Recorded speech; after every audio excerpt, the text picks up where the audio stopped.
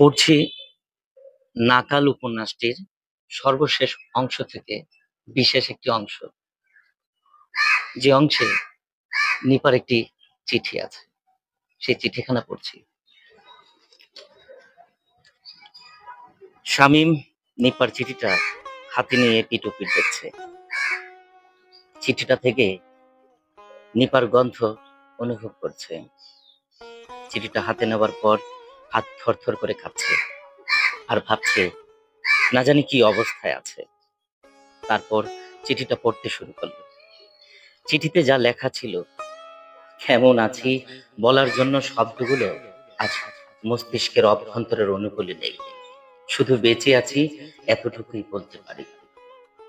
আমার না থাকা জুড়ে নিশির ভবিষ্যৎ কতটা অনিশ্চিত ভাবতেই চোখের জলে আঁচল ভিজে যাচ্ছে।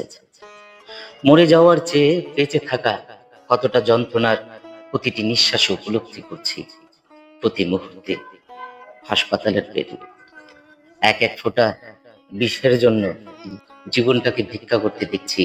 প্রতি ফোঁটা স্লাইনের রক্তনালীর শিরায় উপশিরায়।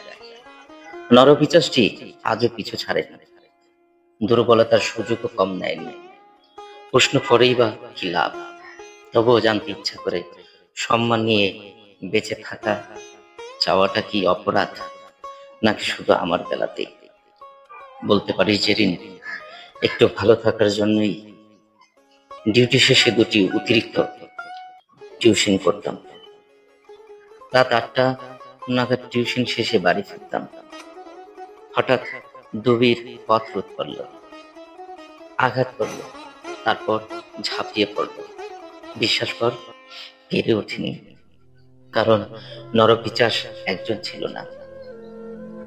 দুঃখ শুধু এতটুকুই, একটি মানুষও শুনতে পায়নি আমার চিৎকার। চেষ্টাও কম করিনি। আমি আরো কয়েকবার দেখলাম নিরুপায় দেহ ঠুকরে খাচ্ছে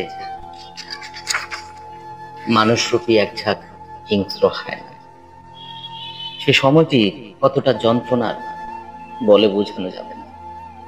পরদিন বিবস্ত্র অবস্থায় আমাকে আমার কিছু স্টুডেন্ট হাসপাতালে নিয়ে আসে।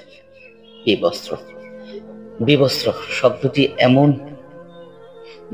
শব্দটি এখন মনে পড়লেই ইচ্ছে করে মাথা গুজে দিই চলন্ত ট্রেনের চাকায়। 10 দিন পর আজ 2 দিন হলো বাড়ি ফিরেছি। প্রতিবেশীদের নজর খোলা জানালায়, চাহনির দৃষ্টি এতটাই আদিক্ষিতে নবপ্রজাতির পশু দেখছে। আর যে সহ্য হয় না, আলো এখন অসহ্য লাগে। দরজা জানালা সব বন্ধ করে একলা করে বসে আছি। ঘৃণা আর লজ্জার বিষে বিষাক্ত বেঁচে থাকার ইচ্ছে।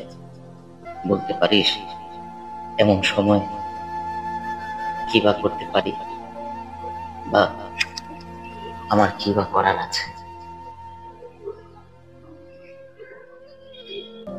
কতটা ভয়াবহ হলে এমন একটা চিঠির ইতিহাস লেখে পরিস্থিতি। পড়তে গিয়ে বুকটা ধরপড় ধরপড় করছিল। না জানি চিঠিটা লিখতে গিয়ে কতবার দুমড়ে মুচড়ে উঠেছে নিপার হৃৎপিণ্ডটা। যাই হোক, চিঠিটা কেমন লাগলো অবশ্যই জানাবেন। এই নাকাল উপন্যাসটিতে এরকম আরো অনেক চিঠি আছে। আপনাদের ভালো লাগলে অবশ্যই একটা একটা করে পড়ে শোনাবো। আজ এতটুকু।